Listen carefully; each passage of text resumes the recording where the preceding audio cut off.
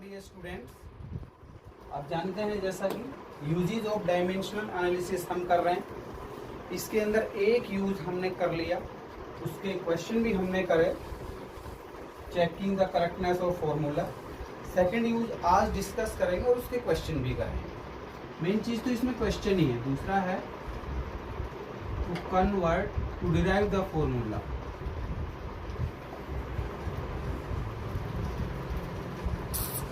Formula को derive कैसे करते हैं। बहुत से फॉर्मूले हैं अपने पास और आप जानते भी हैं उन फॉर्मूले को हम किसी भी फॉर्मूले को हम डिराइव कैसे करते हैं। ये भी प्रिंसिपल ऑफ होमोजेनिटी के ऊपर ही बेस्ड है। It is also based upon the principal of homogeneity. और ये हमने बताया कि प्रिंसिपल ऑफ होमोजेनिटी क्या है, कि प्रिंसिपल ऑफ होमोजेनिटी ये कहता है कि लेफ्ट हैंड साइड के डायमेंशन और राइट हैंड साइड के डायमेंशन बराबर होने चाहिए। ठीक है, ये भी प्रिंसिपल ऑफ होमोजेनिटी के ऊपर ही बेस्ड है। We can derive that formula of a physical quantity if we know the factors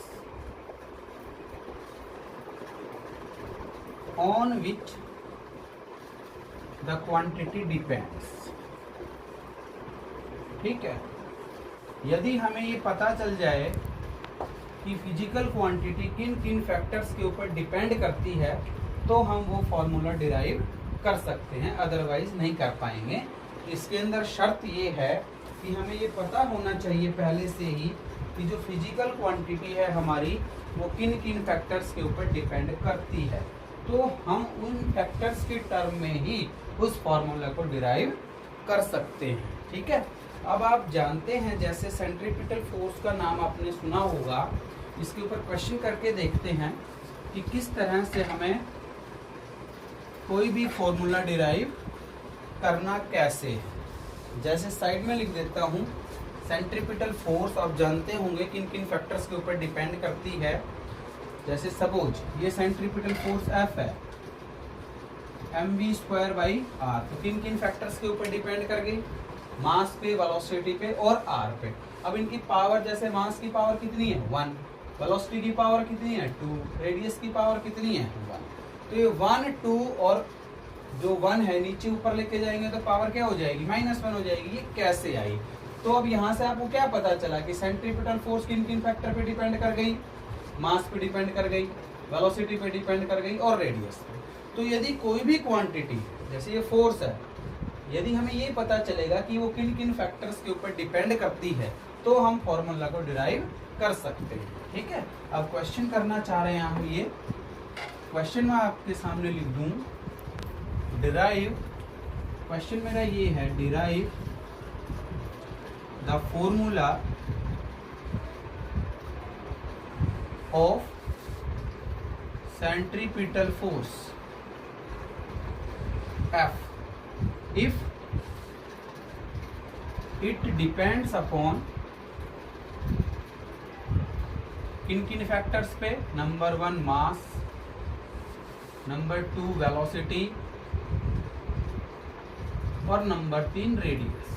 अब कैसे डिपेंड करती है वो तो फार्मूला आप जानते हैं। यदि नहीं पता हो, जैसे मास की पावर कितनी आएगी, वेलोसिटी की पावर कितनी आएगी, रेडियस की पावर कितनी आएगी, वैसे तो आप जानते हैं, बट यदि नहीं जानते हैं तो फार्मूला यहाँ से डायमेंशन की हेल्प से आप डिराइव इजीली कर सकते हैं। करना कैसे है वो सुन लो। यहाँ से क्या पता चला कि फोर्स किन किन पे डिपेंड कर गई। जब डिपेंड करती है तो मान लेता हूँ m की पावर a, v की पावर b और r की पावर c। अब हमें क्या निकालना है, a, b और c। किसकी हेल्प से, डायमेंशन की हेल्प से, डायमेंशनल एनालिसिस की हेल्प से। आप जानते हैं कि प्रपोर्शन को हटाने के लिए हम क्या लगा देते हैं, कांस्टेंट a लगा दो।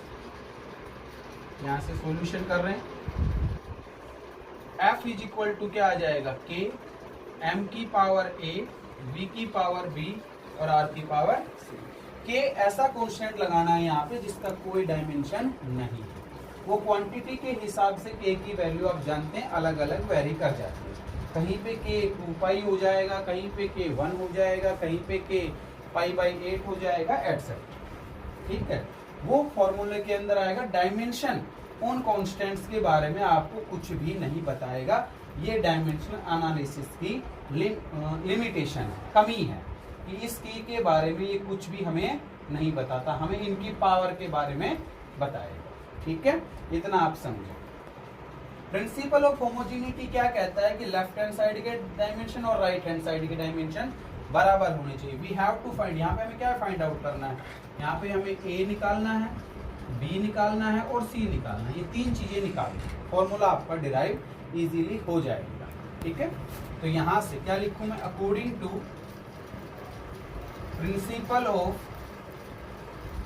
Homogeneity dimensions of left hand side बराबर होना चाहिए dimensions of right hand side. ठीक है, इतना समझिए। तो लेफ्ट हैंड साइड के अंदर डायमेंशन क्या क्या है, फोर्स का डायमेंशन बहुत बार कर चुके। ठीक है, दिमाग में आ जाना चाहिए कि फोर्स का डायमेंशन क्या है।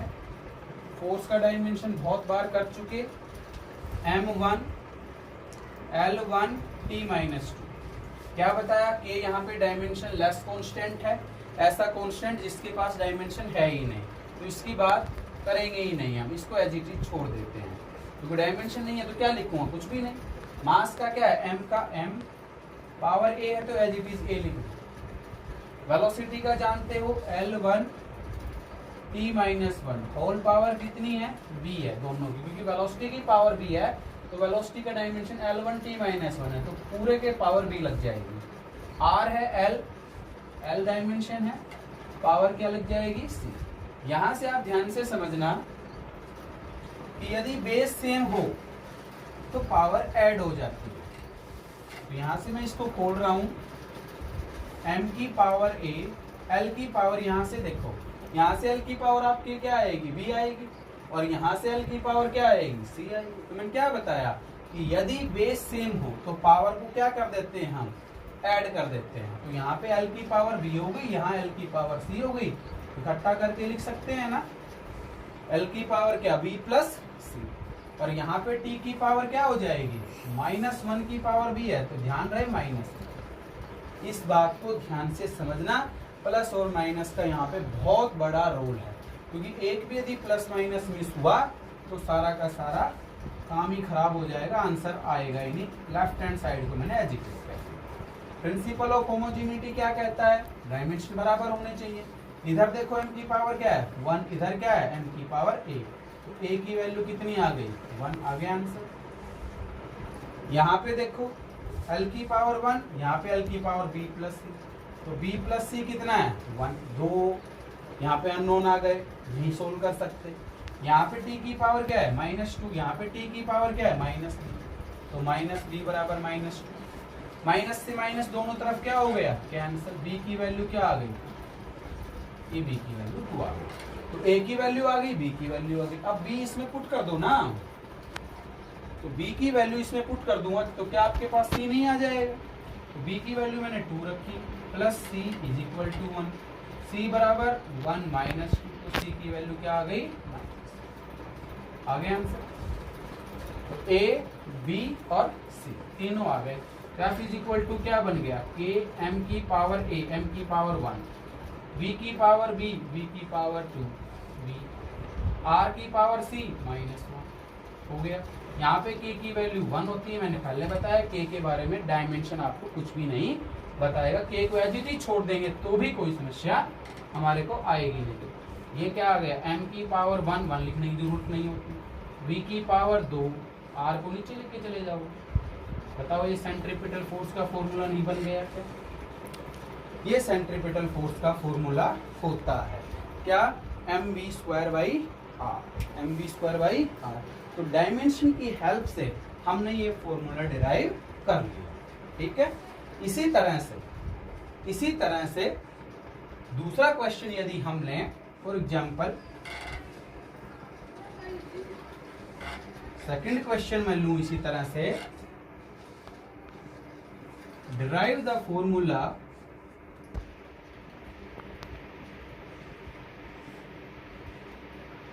Of time period of pendulum. Pendulum आप जानते हैं, जो घड़ी का जो पेंडुलम होता है उसको टी से लिखते हैं। If it depends upon length of the pendulum, उसको एल से लिखा जाता है। दूसरा एक्सेलरेशन ड्यू टू ग्रेविटी, क्योंकि आप जानते हो ग्रेविटी की हेल्प से ही वो टू एंड फ्रो इस तरह से मोशन करता है। उसको किससे लिखते हैं? जी से। तो टाइम पीरियड का फॉर्मूला डिराइव करना है किसकी टर्म में? लेंथ और एक्सेलरेशन ड्यू टू ग्रेविटी की टर्म में। फैक्टर्स पता चल गए। सॉल्यूशन, टी किस पर डिपेंड कर गया? लेंथ पर। एल की पावर ए नहीं पता ए क्या है। दूसरा जी की पावर वी नहीं पता, तो वी हैव टू फाइंड, यहां से हमें क्या निकालना है? ए निकालना है और बी निकालना है। इसमें दो ही अननोन है, ठीक है। दो होंगे तो दो, तीन फैक्टर्स होंगे तो तीन, चार होंगे तो चार, इस तरह से, ठीक है। चार के लिए हम कर नहीं सकते, किन्हीं दो चीजों को मिलाना पड़ेगा। तो दो या तीन जो भी चीजें हैं ए बी सी, वो इजीली कैलकुलेट कर सकते हैं। चार, तीन से ज्यादा आती है तो हमें दो चीजों को कंबाइन करना पड़ता है, वो भी हम एक एग्जाम्पल से समझाएंगे। टी बराबर के लगा दूं, कोई दिक्कत नहीं होनी चाहिए। प्रिंसिपल ऑफ होमोजेनिटी से लेफ्ट हैंड साइड के डायमेंशन और राइट हैंड साइड के डायमेंशन बराबर होने चाहिए। According to principle of homogeneity, dimensions of left hand side क्या है? m0 l0 t1, क्योंकि मास और लेंथ नहीं है। समथिंग रेज टू पावर 0 आप जानते हैं अच्छे से 1 होता है। ए का कोई डायमेंशन नहीं है। लेंथ एल के लिए क्या लिख दिया? ए। जी का क्या है? l1 t-2। पावर क्या हो गई?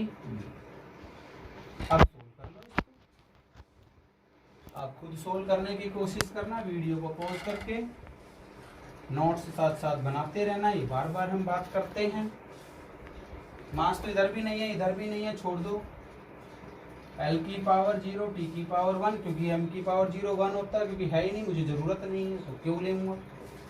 L की पावर देखना, यहाँ पे इसमें तो A है, इसमें L की पावर B है, तो L की पावर A हो गई, L की पावर B हो गई, बेस सेम हो गया, पावर ऐड हो जाएंगी। T की पावर इस दोनों को मल्टीप्लाई करूंगा तो -2B होगा। दो इक्वेशन यहाँ से आपको नजर आ गई होंगी। A प्लस B कितना हो गया? L की पावर कितनी है? A plus B. इधर लेफ्ट हैंड साइड में L की पावर कितनी है? 0, तो A प्लस बी कितना हो गया? 0। -2B किसके बराबर आ गया? 1, तो B बराबर कितना आ गया? -1/2। B की वैल्यू हमारी, तो B की वैल्यू हमारी क्या हो गई? -1/2। अब इसमें पुट कर दो, 1/2 बराबर, B की वैल्यू -1/2 आ गई। A इसमें पुट कर देंगे तो A -1/2 बराबर क्या है? 0। इजीली हो गया ना। अब A बराबर कितना आ गया? उधर जाएगा प्लस का 1/2। इस इक्वेशन में पुट कर दो, दोनों वैल्यूज A और B आ गई, उठा के इसमें पुट कर दो। तो T बराबर क्या आ गया? K। L की पावर 1/2, G की पावर -1/2। आसानी से जानते हैं आप, बहुत अच्छे से नीचे लेके चले जाओ, पावर क्या हो जाएगी? 1/2 प्लस की हो जाएगी। और ये भी आप जानते हैं, समथिंग रेज टू पावर 1/2 क्या होता है? अंडर रूट लिख सकते हैं। तो L की पावर 1/2 अंडर रूट हो गया, G की पावर 1/2 अंडर रूट हो गया। बताओ ये फॉर्मूला हमने किया था या नहीं किया? यहाँ पे K की वैल्यू 2π होती है। ये डायमेंशन आपको नहीं बताएगा, ये बार बार बता रहा हूँ। बराबर आ जाएगा 2π L/G का। ये 2π कहाँ से आया? ये डायमेंशन नहीं बताएगा आपको। ये जब भी हम क्या SHM के अंदर पढ़ेंगे वहाँ पे क्लियर होगा, लास्ट मिनट के अंदर सिंपल हार्मोनिक मोशन में ओसिलेशन पढ़ेंगे तब की बात है। तो T बराबर कितना आ गया? 2π L/G का रूट। ठीक है, आई होप आपको ये दो क्वेश्चन समझ आए होंगे। थर्ड क्वेश्चन में वो डिस्कस करता हूँ। ठीक है, एक क्वेश्चन ये है, velocity of water waves depends upon, जैसे नया क्वेश्चन हमें नहीं पता फॉर्मूला, सेंट्रीपिटल फोर्स का फॉर्मूला था, इजीली हमने कर लिया। ठीक है, time period of simple pendulum वो भी इजीली कर लिया। अब ये क्वेश्चन भी उसी तरह से करना है। क्वेश्चन ये है हमारा, velocity of water waves depends upon, किन किन फैक्टर्स पे डिपेंड है। पहला वेवलेंथ, वेवलेंथ को ध्यान रहे लैम्डा से लिखते हैं, और लैम्डा का वेव जब लेंथ आ गई तो लेंथ का तो डायमेंशन एल होता है, ये क्लियर है। डेंसिटी ऑफ वाटर रो से लिखते हैं, डेंसिटी का डायमेंशन आप जानते हैं, और acceleration due to gravity G.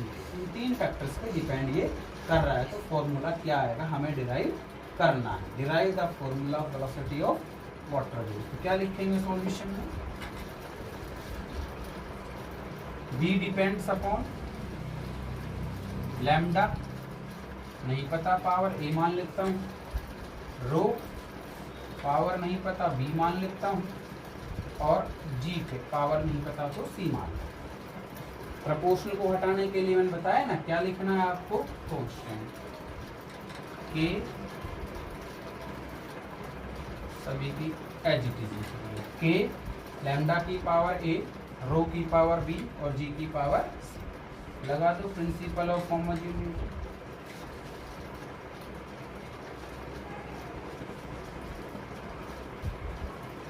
Homogeneity, dimensions of left hand side, dimensions of left hand side बराबर dimensions of right hand side. ठीक है, ये आप ध्यान रखें। अब डायमेंशन लिखो, अब क्या लिखो, डायमेंशन लिखो। तो यहाँ से मैं इसको हटा रहा हूँ, जरूरत नहीं है। क्वेश्चन आपने नोट कर लेना, वीडियो को पॉज करके सारे नोट्स बनाते रहना। इधर वेलोसिटी का डायमेंशन क्या आया, L1t-1, और मास लगाना चाहो तो m की पावर क्या लिख दोगे, 0, क्योंकि समथिंग रेज टू पावर 0 होता है तो 1। a का कोई डायमेंशन नहीं है, लैम्डा वेवलेंथ है तो l की पावर कितनी हो गई, a हो गई। डेंसिटी का जानते हो, नहीं जानते तो देख लेना, पीछे पेज पलट करके लिखवा रखा है, m1 L-3। g का जानते हैं L1t-2, पावर क्या होगी c। We have to find a b c, क्या निकालना है हमें, a b और c निकालना है, फिर बाद में इसमें पुट कर दूंगा। देखो कंबाइन करो, m की पावर सबसे पहले लिख के आ रहा हूँ, यहाँ पे m की पावर कितनी है, b है, और m कहीं भी नहीं है, m की पावर b हो गई। l की पावर समझना ध्यान से, यहाँ पे a है, a लिख दिया, यहाँ पे -3b है, देखो -3b, समझ आया होगा, ये -3b, तो बेस सेम है तो पावर ऐड करते चलना, -3b, और l की पावर यहाँ पे क्या है, c है तो +c, t की पावर इसमें नहीं है, इसमें नहीं है, यहाँ पे -2c। इजीली आसानी से हमारा काम हो गया। कंपेयर करो, m की पावर यहाँ पे b है, m की पावर यहाँ पे 0 है, तो b की वैल्यू आ गई 0, कुछ भी आ सकती है। यहाँ पे l की पावर a-3b + c है, यहाँ पे 1 है, नहीं सोल्व कर सकता। इधर t की पावर -1 है, इधर t की पावर -2c है, तो -2c -1 आ गया, समझ गए होंगे। माइनस से माइनस कट गया, c की वैल्यू 1/2। अब देखो b भी है और c भी है, तो ये दोनों वैल्यू इसमें पुट कर देंगे, तो क्या हमारे पास फॉर्मूला ये बच कौन सा गया, a बच गया, वो नहीं आ जाएगा क्या, a आ जाएगा, a-3b, 0 पुट करूँगा 0 ही हो गया, +1/2 बराबर 1, तो a की वैल्यू क्या आ गई, 1 - 1/2, a आ गया 1/2। ठीक है, तीनों वैल्यूज यहाँ पुट कर दो, फॉर्मूला बन गया कि लैम्डा की पावर 1/2, ठीक है, डेंसिटी की पावर 0 और g की पावर, c की वैल्यू कितनी है 1/2, हटाओ, कि लैम्डा g का रूट क्योंकि रो की पावर 0 है, हट जाएगा 0, समथिंग रेज टू पावर 0 1 होता है। तो लैम्डा की पावर हाफ और जी की पावर हाफ, तो इसका तो v बराबर क्या आ गया, k लैम्डा जी का। इस तरह से हमें ये क्वेश्चंस सोल्व करने हैं, इसके डायमेंशनल एनालिसिस के, to derive the formula, formula को डिराइव कैसे करना है। 3 एग्जाम्पल यहाँ पे मैंने 3 क्वेश्चन यहाँ पे आपके सामने डिस्कस किए। कुछ क्वेश्चन आप खुद करेंगे, बाकी असाइनमेंट देंगे। Thank you.